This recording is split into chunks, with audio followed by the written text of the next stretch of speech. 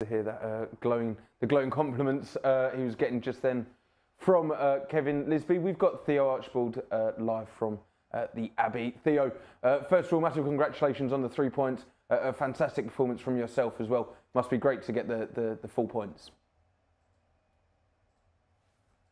I think, you know, over this Christmas period, we've actually, it feels like we've turned a little bit of a corner. And I don't think we were amazing today, but we definitely played a little bit more like what we know we can do. And we've kind of done that over the period. And we kind of said we want to get, trying to think how many points we've picked up. 7 points from the last 4 games, I think it is. So that's very pleasing. And yeah, look, it's been a busy period. There was no Ruel today. We're missing quite a lot of players as well. So like boys were on their knees by the end of the game, but we ground out a good win. Obviously, special mention to Dan Aggie. He's been injured for a long time. I thought he was great for the times he played, and obviously he's got his first goal. So yeah, it's a pleasing day all round. We've got to talk about the festive period, as you've just touched on. 7 points out of 9, 3 clean sheets is really impressive, considering our last clean sheet before that was back in the back end of October. As a group, you must be buzzing off of the last 3 games. Yeah, I didn't mention that actually as well, but more defensive stability. I think that's we've set a marker for ourselves going into. We've got a little break now, obviously, but look, 3 clean sheets in a row is a lot more like us. You know, last year I can't remember how many goals we actually conceded, but it might have been just about the same amount of games we played. This year, hasn't been quite like that, but that's the foundations for how you get results. And the last 3 games, everyone in the defence have been excellent. The front players have worked very hard to keep, it's a team effort when you need to keep a clean sheet. It's not just about the defence and the keeper, but special mention to all of them again today. It's 3rd clean sheet in a row. And yeah, that's just something to build on as well now. You was everywhere in the first half as well. I nearly scored. I didn't get the measurements out, but it looked as though you nearly crashed one in from about 40 yards out. Did you think that one was dipping over the keeper? I kind of lost sight of it actually, but Matty Harold had said, because I don't know if you remember Ethan Galbraith's shot at the end of the game on the other night against Wickham, but Matty Harold had sort of said, can we please stop shooting from 40 yards? And, for a second, before it dipped, I was like, oh God, I'm going to get an absolute, he's going to go through me here at halftime, but it dipped onto the bar. So actually, I almost proved them very, very wrong. But look, it would have been nice if that went in, but ultimately I'm just glad we picked up 3 points. I know it's a little bit cliche to say that, but it was vital we came here and got a win. Don't know when the last time we won away from home, but it was a little while. Cheltenham. So yeah, look, I'm very happy. Everyone in there is very happy with the 3 points today. I wanted to ask about your personal performance. So you came in off the wing a couple of times. I believe you're in the top, at least in the top 5 for most crosses in League One. But today you came in off the wing, was playing balls through to Dan as well. Is that something that the manager's asking of you? Because obviously it's different when different strikers are playing, but your versatility was a real asset to us this afternoon.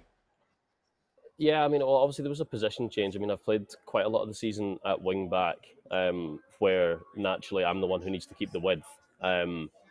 Today, especially when we were sort of playing Ethan Galbraith sort of inverted and the ball's going to be over there, I needed to come in a lot more and try and support Dan and be in pockets. And I picked up a few good positions in the first half.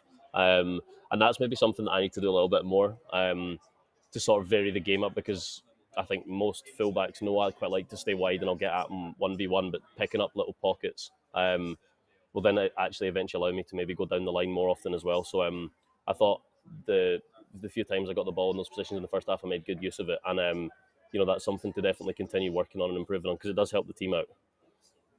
No game, of course, for 13 days or so due to the FA Cup. Got a little bit of time for some winter sun, a little bit of rest and relaxation? I'm actually not sure. I mean, I think we had a few days off pre-Lincoln game. I can't remember the last game that got abandoned or whatever. Not abandoned, but we missed the game, and we had a few days off. And the next game was Lincoln, and that wasn't our finest hour, the replay of that match. So I'm not sure we're going to go down the same route of doing that again. I actually don't know. Some winter sun would be nice, but it's not a necessity, to be honest. I might get myself back home for a few days. See my friends and family if I get time to do that. But yeah, I think everyone needs a couple of days to just sort of rest up and recuperate. and yeah, maybe have a beer at some point as well. Well, I'm not sure you'll find any winter sun in Scotland, but just before we let you go, then obviously No. when the football does return, it's Portsmouth, we've got Bolton and Reading away as well. It was we had a nice run of fixtures over the Christmas period, but a couple of tough ones coming up, so a lot of hard work to be put on the training ground as well, I'm sure. Yeah, definitely. I mean, look, there's not. It sounds cliched again, but there generally isn't, an easy fixture. And on paper, perhaps there is. But I mean, look, Portsmouth and Bolton, I think, are the top two, or certainly in the top three of this division, and for good reason. So it'll be a tough one. But look, we owe Portsmouth one most definitely. They beat us 4-0.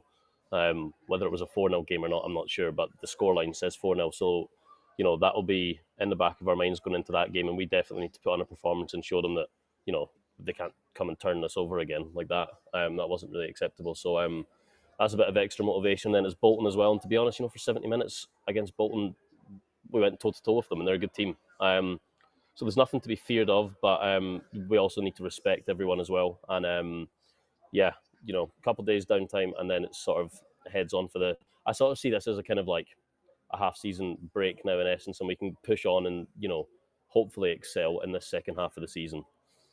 Apologies, I know I said one more, but one's just come up. First off, you was getting a lot of love, we'll call it love, from the Cambridge home support, and you picked up a yellow card yourself. There was a bit of confusion as to what that was for. Okay, well, to be honest, I gave the referee a small round of applause for making an incorrect decision, which was not very clever of me. So, and then I couldn't make it. I was scared to go into tackling at the end of the game. So, that's my fault. I shouldn't applaud him.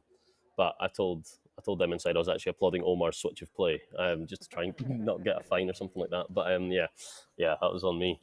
Well, Theo, enjoy your celebrations on the way back tonight. Thanks very much, guys. Happy New Year. Happy New Year. Cheers, guys. And well, it wraps it up quite nicely, doesn't it, Kevin? It sounds like spirit, especially from where we were maybe in that November, December period. Yeah. It seems like we're in a good place. Yeah, I think we got back onto what we spoke about earlier about the